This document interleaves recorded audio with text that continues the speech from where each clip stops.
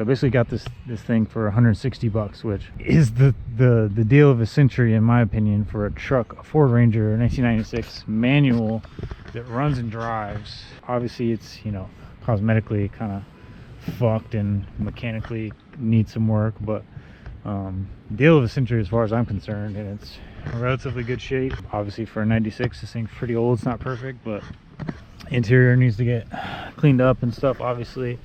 But in my eyes, this is perfect for me as a little, you know, riding around, having fun truck, working on it, project truck, especially for the, you know, for the channel.